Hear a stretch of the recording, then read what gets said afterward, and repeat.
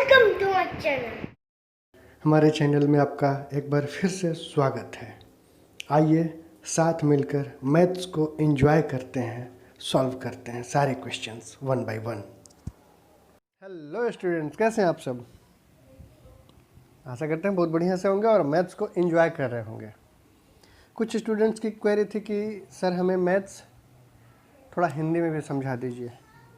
तो उन स्टूडेंट्स के लिए मैं एनसीईआरटी के मैथ बुक का जो सवाल है, ख़ास करके 10th क्लास के बच्चे हैं तो उनके लिए एनसीईआरटी के मैथ बुक का जो सवाल है उसको हिंदी में हम सॉल्व करेंगे।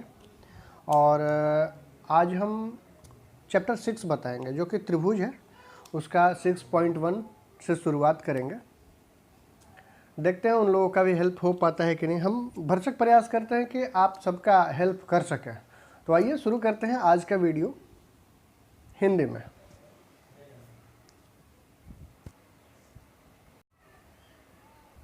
तो स्टूडेंट्स आइए हम लोग आज एनसीईआरटी को हिंदी में सॉल्व करते हैं। एनसीईआरटी का जो 6.1 है 10th क्लास का, उसको हिंदी में सॉल्व करते हैं। उसका फर्स्ट क्वेश्चन जो फिल इन द ब्लैंक्स है उसको बनाना शुरू करते हैं। फर्स्ट क्वेश्चन में 4 क्वेश्चन दिए गए हैं, 1 2 3 4 करके। चलिए शुरुआत करते हैं।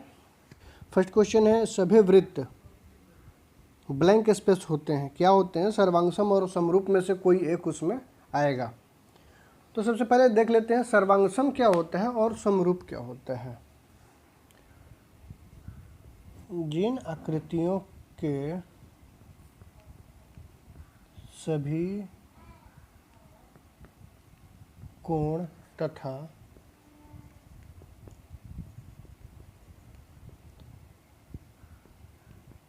सभी भुजाएं बराबर होती हैं,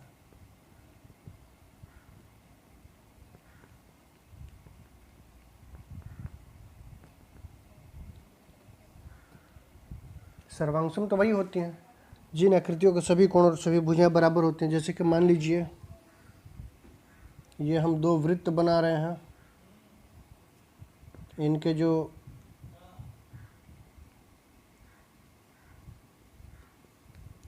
इनकी जो त्रिज्याएं हैं वो अगर बराबर हैं सर्वांगसम होंगे। ये 2 वर्ग बना दिए हम, अगर ये 4 सेंटीमीटर, ये 4 सेंटीमीटर, सभी भुजाएं 4 सेंटीमीटर के होंगे।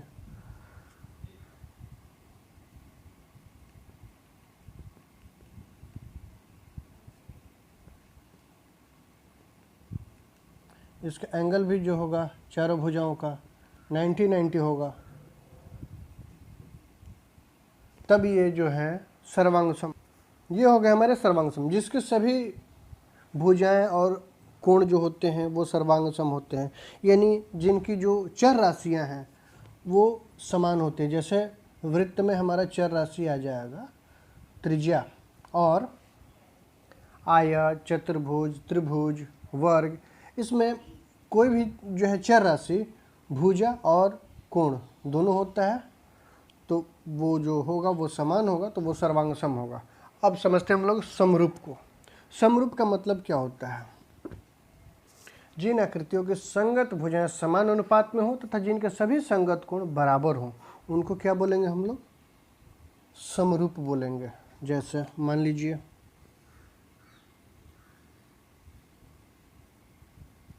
ये हमारे 2 वर्ग होगा,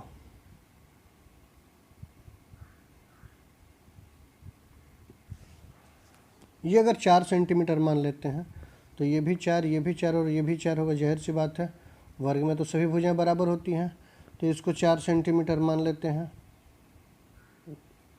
इसको हम लोग 1 सेंटीमीटर मान लेते हैं। ये तो वर्ग है तो 90 डिग्री होगा।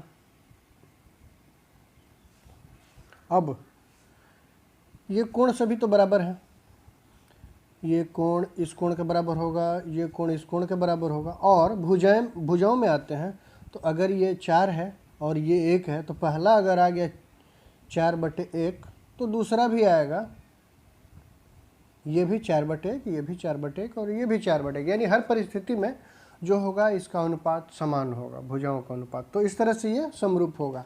अब एक चीज़ आता है हम लोगों के सामने, जितनी भी आकृतियाँ जो हैं वो या तो सर्वांगसम होती हैं या समरूप होती हैं, लेकिन जितनी सर्वांगसम आकृतियाँ हैं वो समरूप हो सकती हैं, जितनी समरूप आकृतियाँ वो सर्वांगसम नहीं हो सकती। क्यों? क्योंकि समरूप आकृतियों में कोई ज़रूरी नहीं है कि भुजाओं का जो नाप है, भुजाओं का जो मेज़रमेंट है वो बराबर हो, लेकिन वहाँ सर्वांगसम में भुजाओं का नाप जो होता है बराबर होता है।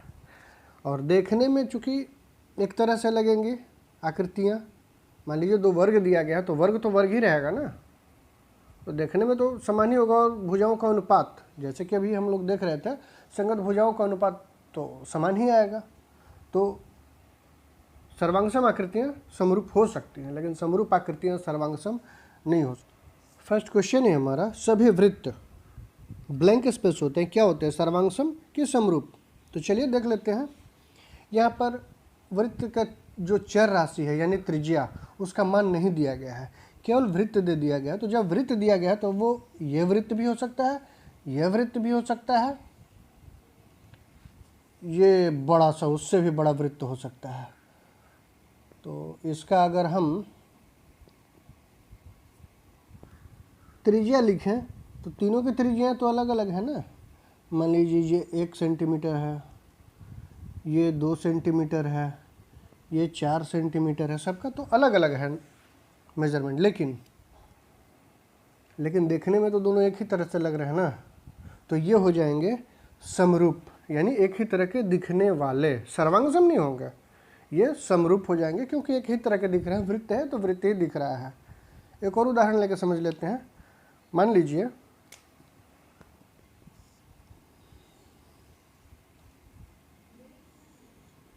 वर्ग है, एक वर्ग और ये दूसरा वर्ग। वर्ग की सभी भुजाएं बराबर होती हैं।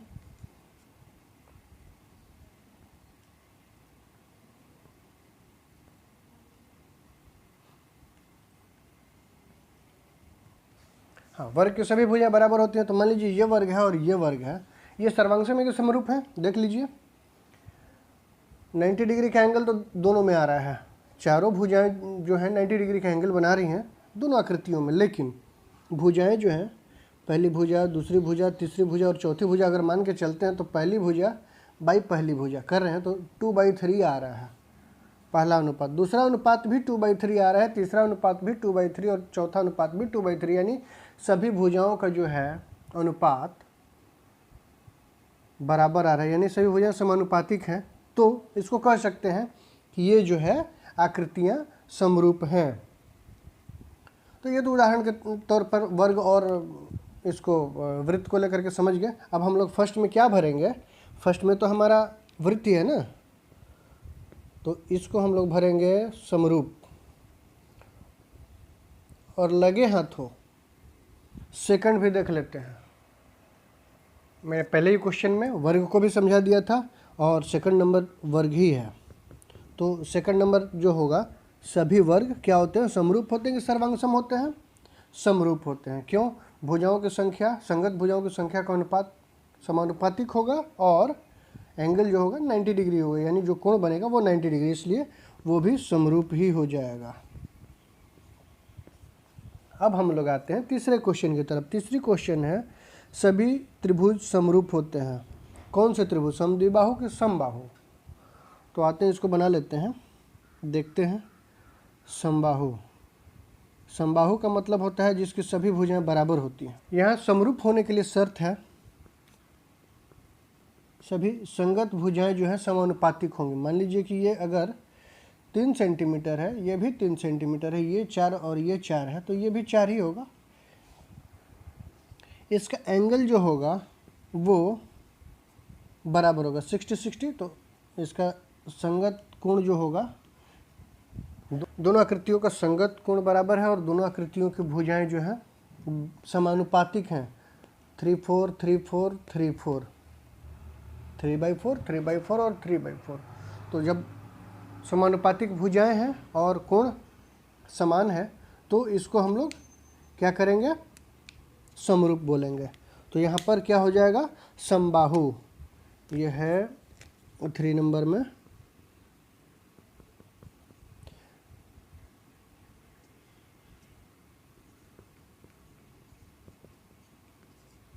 समबाहु त्रिभुज जो होगा वो समरूप होगा। अब मान लीजिए समद्विबाहु दिया गया, तो समद्विबाहु समरूप क्यों नहीं होगा, क्योंकि उसका शर्त है। क्या शर्त है, चलिए देख लेते हैं उसको भी। हम लोगों ने 2 समद्विबाहु त्रिभुज बनाया जिसकी ये दोनों भुजाएं बराबर हैं, ये दोनों भुजाएं बराबर हैं, और इसकी ये दोनों भुजाएं बराबर हैं। अब हमें देखने वाली बात है कि इसके कोण जो होंगे वो भी बराबर होंगे कि नहीं। तो जाहिर सी बात है, इसका एंगल इसके एंगल के बराबर नहीं है, यानी इसके कोण जो है एक दूसरे के समानुपातिक नहीं है। तो जब कोण समानुपातिक नहीं है तो ये तो समरूप होगा ही नहीं, उसके लिए शर्त होता है ना। इसलिए यहाँ पर समद्विबाहु त्रिभुज नहीं होगा, समबाहु त्रिभुज होगा। अब बढ़ते हैं हम लोग चौथे क्वेश्चन की तरफ। चौथा क्वेश्चन जो है, जो हम शुरू से बताते चले आ रहे हैं, बस वही है। भुजाओं की समान संख्या वाले 2 बहुभुज समान होते हैं यदि उनके संगत कोण ब्लैंक स्पेस हो, उनके संगत भुजाएं ब्लैंक स्पेस हो। तो संगत कोण बराबर होने चाहिए। यानी मान लो कि ये 2 आकृतियां हैं, ये 2 आकृतियां हैं, इनके ये संगत कोण, ये संगत कोण और ये संगत कोण अगर बराबर है और भुजाएं समानुपातिक हैं, मान लीजिए ये संगत कोण हो गया 60 डिग्री 60 डिग्री 60 डिग्री, तो ये दोनों का कोण होगा, शीर्ष का कोण 60, बगल का ये कोण इसके बराबर है 60, ये बराबर है 60। अगर ये सभी बराबर हैं, भुजाएं समानुपातिक हैं, यानी अगर ये 2 सेंटीमीटर है, ये 3 सेंटीमीटर है, तो ये भी 2/3, ये भी 2/3 होगा। ये 2 सेंटीमीटर है और ये 3 सेंटीमीटर है भुजाओं की जो माप है। तो इसका अनुपात जो होगा हर मामले में समान होगा। तो अब हम लोग इसको क्या लिखेंगे, इसको लिखेंगे कि संगत कोण हमेशा बराबर होंगे, तो यहाँ बराबर लिखेंगे, और जो भुजाएं होंगी वो समानुपाती होंगी।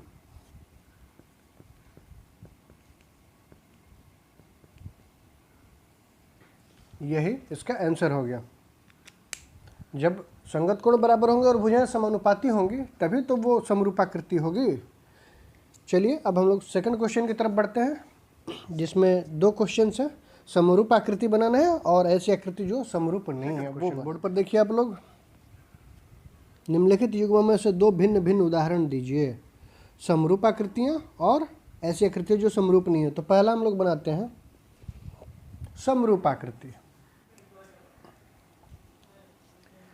मान लीजिए कोई वृत्त लेते हैं हम, वृत्त में त्रिज्या और सरकमफ्रेंस हो गया। ये अगर 1 सेंटीमीटर है, ये भी 1 सेंटीमीटर है और देखने में एक समान लग रहा है, तो ये समरूप आकृति का उदाहरण हो जाएगा। अब चलिए एक वर्ग भी ले लेते हैं।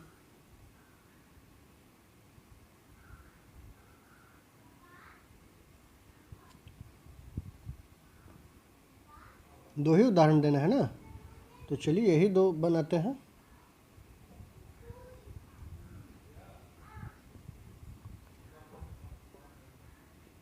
तीन सेंटीमीटर का भुजा हो गया, तो इसका एंगल जो है वो बराबर ही होगा।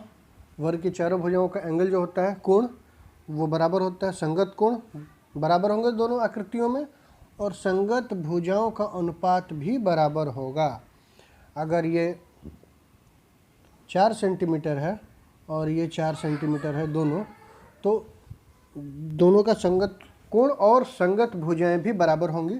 ये हम लोग समरूप आकृति बना लिए। अब हम लोग आकृति बनाएंगे जो समरूप नहीं है।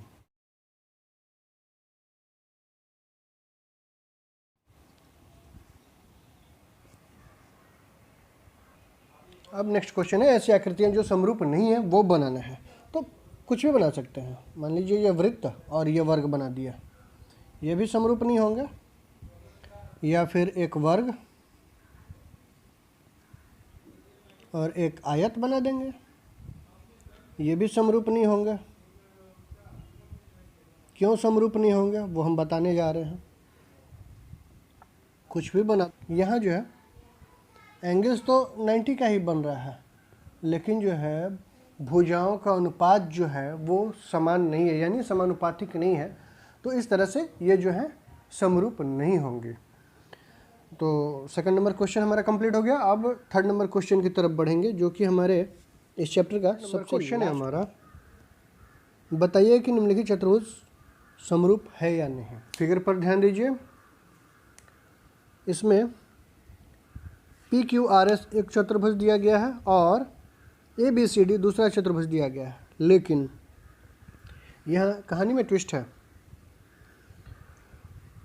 दोनों की भुजाएं जो हैं अलग अलग हैं, एंगल्स जो हैं वो भी अलग अलग हैं। तो चलिए हम लोग यहाँ सबसे पहले भुजाओं का अनुपात निकाल लेते हैं।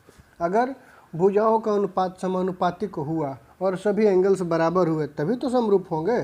तो चलिए देख लेते हैं। आकृति में PQ/AB देखते हैं 1.5/3। अब दूसरा है QR/BC देखते हैं, ये भी 1.5/3 है। तीसरा है RS/CD देख लेते हैं, ये भी 1.5/3 है। चौथा है SP/DA।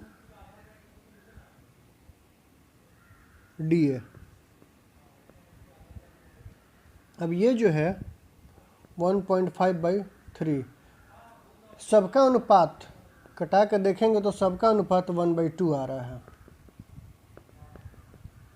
सभी भुजाओं का अनुपात तो बराबर आ गया, लेकिन अब यहाँ पर इसका एंगल जो है वो सेम नहीं है। देखिए फिगर में एंगल P जो है एंगल A के बराबर नहीं है।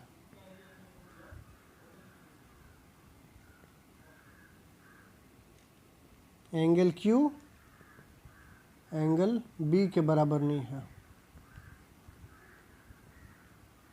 Angle S